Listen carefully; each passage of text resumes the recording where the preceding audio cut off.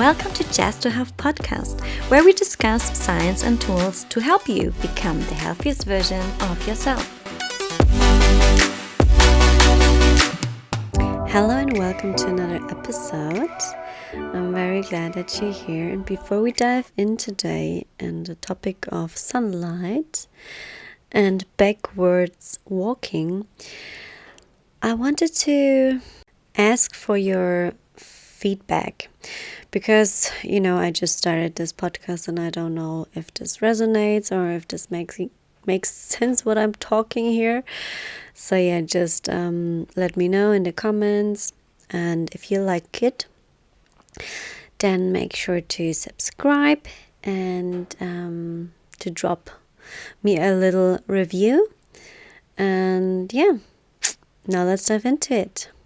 Yesterday morning, I went outside like I usually do every day. First thing in the morning, going outside and getting some sunlight in the eyes, why I'm going to talk about in a minute. But on my way back, I still wanted to face the sun.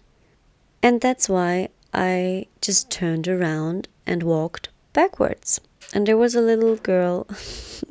She probably thought, okay, what is this weird person doing there? Why is she walking backwards? And she actually asked her mom.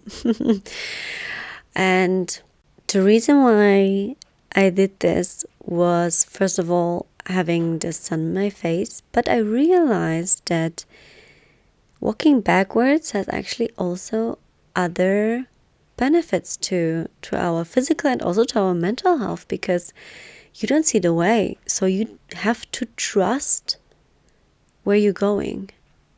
And this is actually a really nice strategy to trust yourself a little bit more. And I realized that I really had to focus on each step because I wasn't used to it. And this is really interesting because I know from my neuroscience background that more brain areas are involved if we are doing something new. And this is actually really good for our brain and neuroplasticity, which I'm also going to dive into. So, why is sunlight, and especially morning sunlight, essential for your health? How does sunlight actually resets your body at a cellular level? Your body operates on a circadian rhythm, which is basically your biological clock.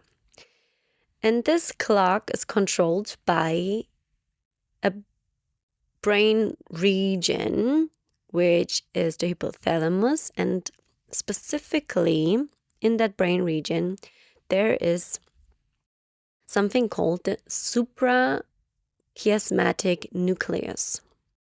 And this is actually the key for your internal clock. And it regulates a bunch of things. One is hormonal production, like cortisol or melatonin. Energy metabolism, like ATP production, which is crucial for the energy you have in the cells, which is actually now a lot of people after Corona have difficulties with these powerhouses of the cell, the mitochondria. Sunlight can actually help here as well. And this internal clock is also important for mood and cognitive functions. So it affects also serotonin and dopamine balance. When you view morning sunlight and it enters your eyes, even on cloudy days, remember, it doesn't matter how cloudy it is outside. The light is always so much brighter.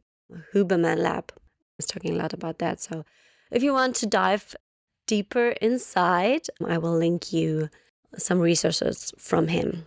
If you go outside and you view sunlight and you have sunlight in your eyes, even through cloudy days, it stimulates melanopsin receptors in the retina.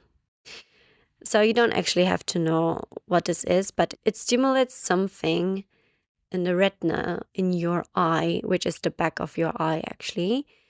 And this signals to this specific brain region that I just talked, which then triggers cortisol release, which is good in the morning because we need it to wake us up.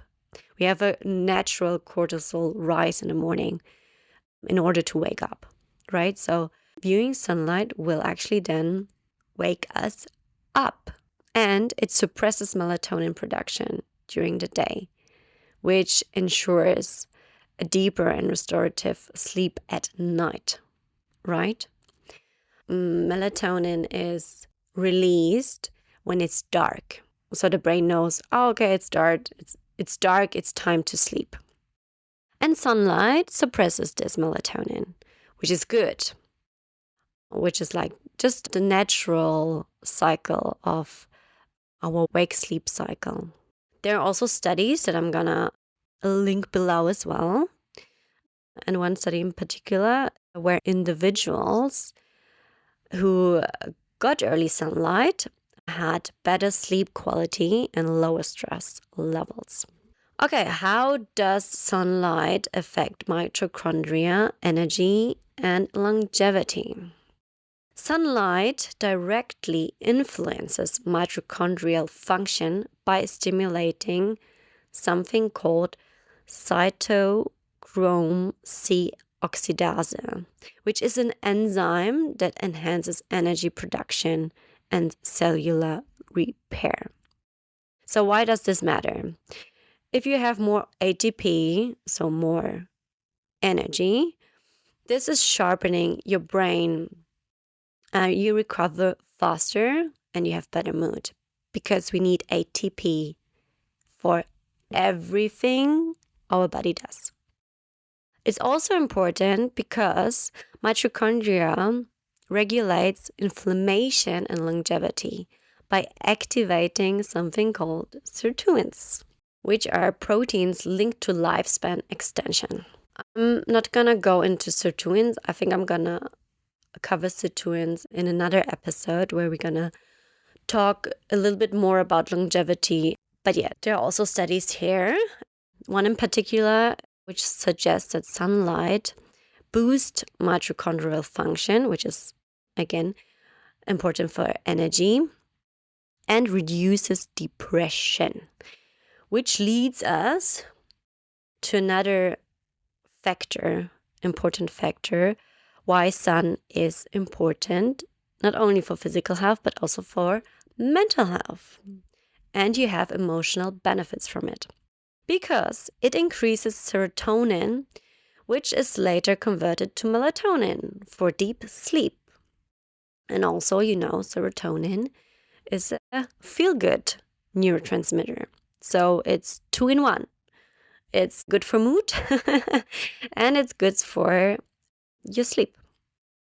It also balances dopamine, which also is a feel-good neurotransmitter, and it improves motivation and cognitive functions.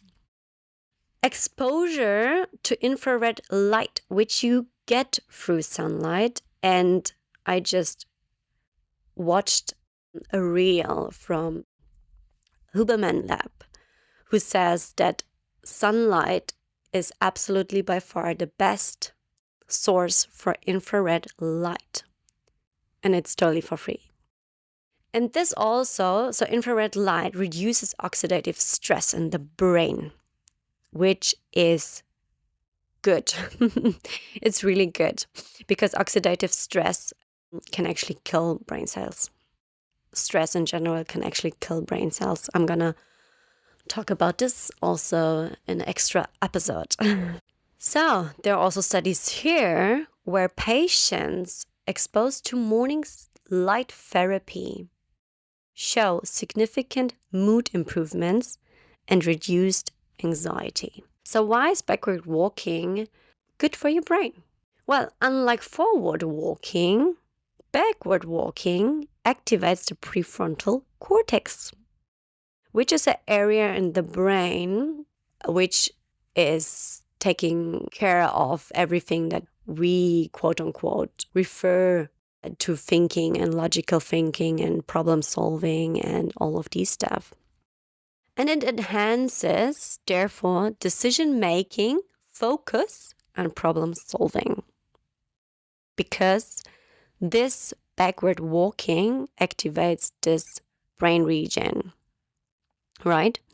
It also engages the cerebellum, which is a brain region which is important for coordination and balance.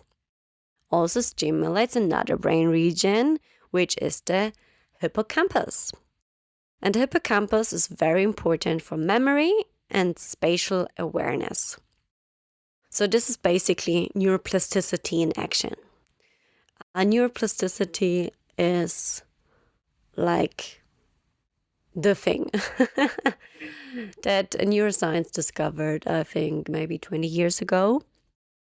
And it is something that we know now is crucial for preventing neurodegenerative diseases such as Alzheimer's disease, Parkinson, stroke, multiple sclerosis, all of these things, right? So very crucial thing, neuroplasticity, which is new movement patterns force the brain to form new neuronal connections. So you have connections between brain cells. They form new connections between brain cells, which strengthens the brain. This increases brain resilience, learning ability, and cognitive flexibility. Backward walking is often used in stroke rehabilitation, actually, to retain the nervous system. There was also a study, which I'm also going to link below. Novel movements, so new movements such as backward walking, increase neuroplasticity and increase also memory functions. Okay, so how is backward walking related to physical health and longevity? It burns up to 30% more calories than forward walking. It engages the posterior chain muscle, which are glutes, so your butt, your hamstrings, and your calves. So all the muscles on the backside of your legs. It also strengthens knee stability and joint functions because it's reducing injury risks. How does this? It has psychological benefits. It focuses you to be fully aware and engaged in the present moment, right? So you have to concentrate to actually do the movement. It also enhances body awareness and proprioception, which is knowing where your body is in space, which is also really crucial actually for preventing injuries. And it trains your brain to embrace uncertainty, right? So psychologically, walking backwards stimulates stepping into the unknown, and it's also trusting yourself. It builds mental resilience. Therapists actually use backward movement in trauma recovery to help reframe anxiety and fear. Okay, so how to implement all of this? I know this was a lot of information, so I'm going to give you some takeaways how you can actually implement this in your daily life to also get all the possible health improvements for your physical and mental health and longevity. I challenge you to have a 5-minute morning walk. So get outside within 30 minutes of waking up. Aim for like 5 to 10 minutes, depending on sun exposure. So if it's a really bright day outside, then you need less time. But if it's very cloudy, then you might need a little bit more time to actually get the same benefits. And do it without sunglasses. Walk backwards for 1 to 2 minutes. Start on a flat and safe surface and look that you're not doing it in in a crowd. So look where you're going first and then turn around and walk backwards. You can also just start with, I don't know, 10 seconds, 15 seconds, half a minute, and then increase gradually every day a little bit more. Yeah. So that's what I want to do for you. So that's what I would suggest. Always, if you look towards the sun, do it safely. So it should never hurt. So a little recap. Sunlight in the morning is crucial for a lot of things. In your physical health, it will help you with energy, with hormones, with setting your biological clock, which helps you have better energy balance as well during the day and better sleep, better mood. And the backward walking engages a lot of brain regions, which is good for a lot of cognitive flexibility, for focus, for productivity, and to actually prevent you from Alzheimer's disease and dementia and Parkinson and so on, because it is increasing neuroplasticity, which we learned today is to create new connections and also sometimes new neurons. So new brain cells can actually be born through this process. Also, we learned that backward walking is also a strong psychological strategy to actually trust yourself and be more in the present moment.